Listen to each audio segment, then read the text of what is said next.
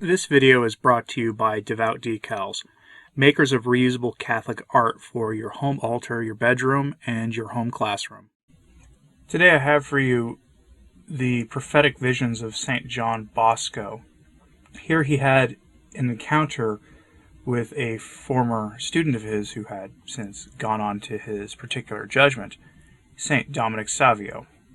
And in this vision, he is shown the consequences of sin. He's shown the future of his order to a degree, but he was shown the consequences of sin, what they really are. And I don't mean Gehenna. I mean what sin does to our spiritual life, and really how even the best appearing among us can actually be some of the worst offenders. It's something to think about, especially when we talk about, public Catholics and people who tend to think that, the people that they like in the public eye are, saintly figures. We should be praying for one another at all times, keeping everybody in our prayers. And so for those of you who have told me that they keep me in your prayers, I greatly appreciate it because I know I need them. But I want you to really think about this, what St. John Bosco describes for us here in this great vision of his. On the night of December 6th, I dreamed as follows. It seemed to me that I was standing on a hill, looking down on an immense plain that stretched away into the invisible distance. It was as blue as the sea in perfect calm, but what I was looking at was not water. It seemed like crystal, unblemished and sparkling. Long and broad avenues divided the plain up into large gardens of indescribable beauty, in which there were lawns, groves of ornamental trees, flowering shrubs, and flower beds, with an amazing variety of ornamental flowers. What you have seen in gardens can give you little idea of how beautiful all this was. There were trees whose leaves seemed to be of gold, the branches and trunks of precious stones. Scattered here and there in the gardens were buildings whose appearance and magnificence rivaled the setting in which they stood. I could not estimate what immense sums of money even one of these would have cost to build.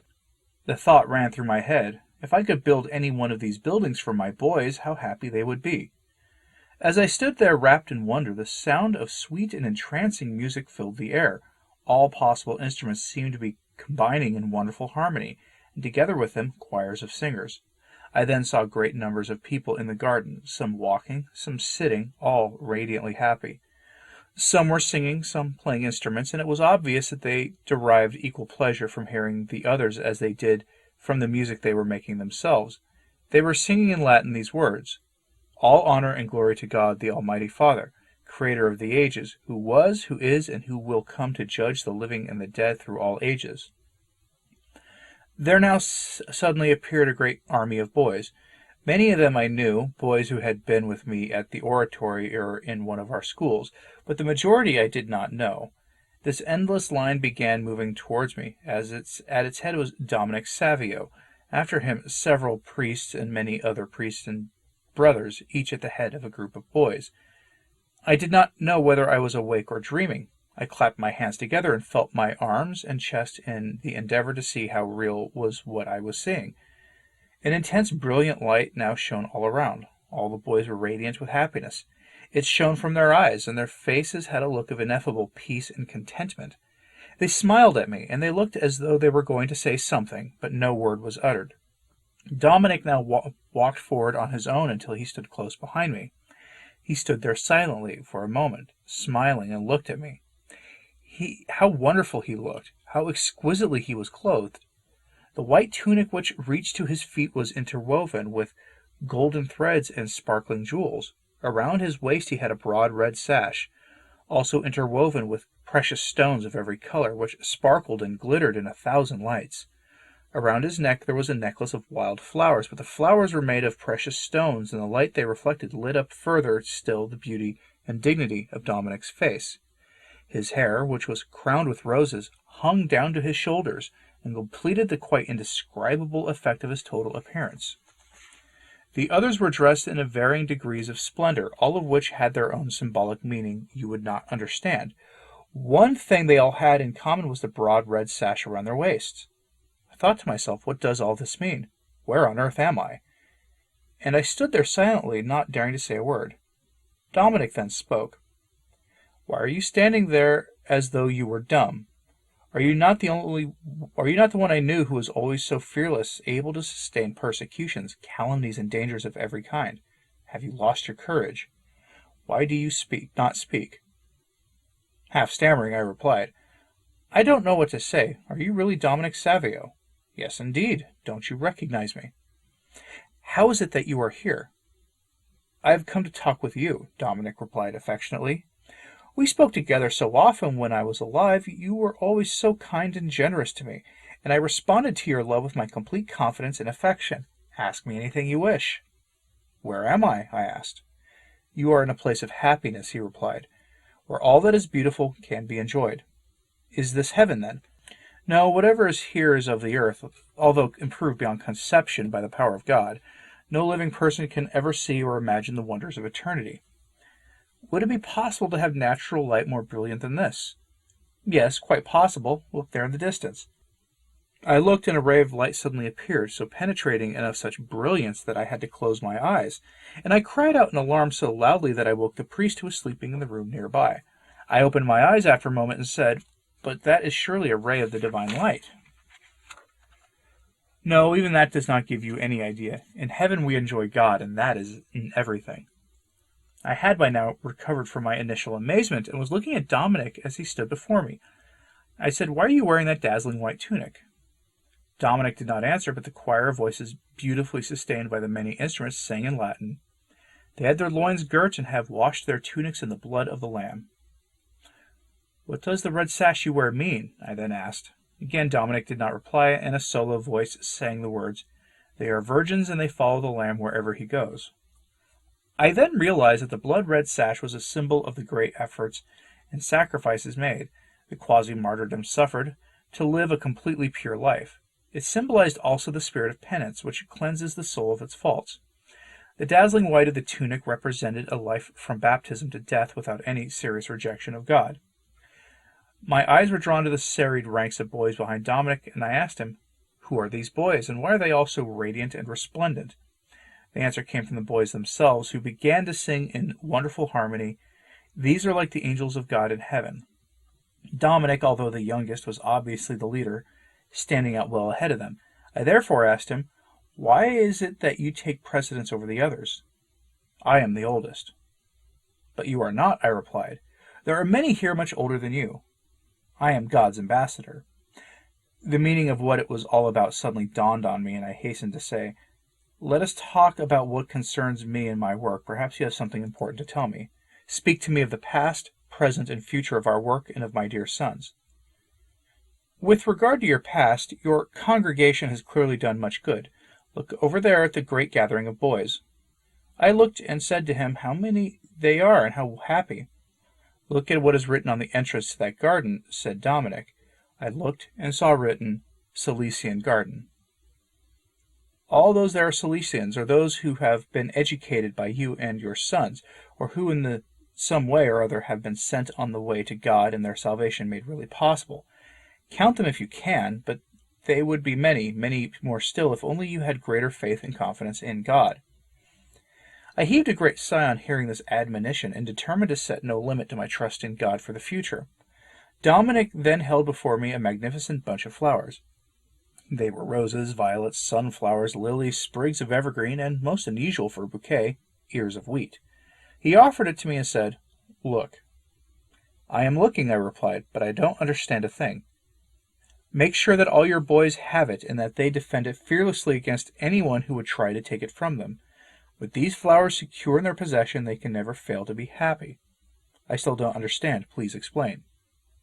These flowers represent the virtues and qualities which your boys need in order to be able to live for God instead of for themselves.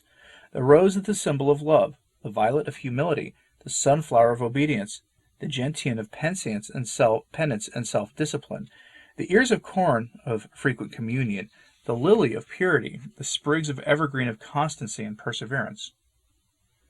No one was adorned with these flowers better than yourself, I said to him. Tell me, what was your greatest consolation when you came to die? What do you think? He answered. I had several attempts at trying to say what I thought it might be, such as having lived such a pure life, having heaped up so much treasure in heaven by all his good works, and so on, but to all he shook his head with a smile. Tell me then, I said, quite crestfallen at my failure. What was it?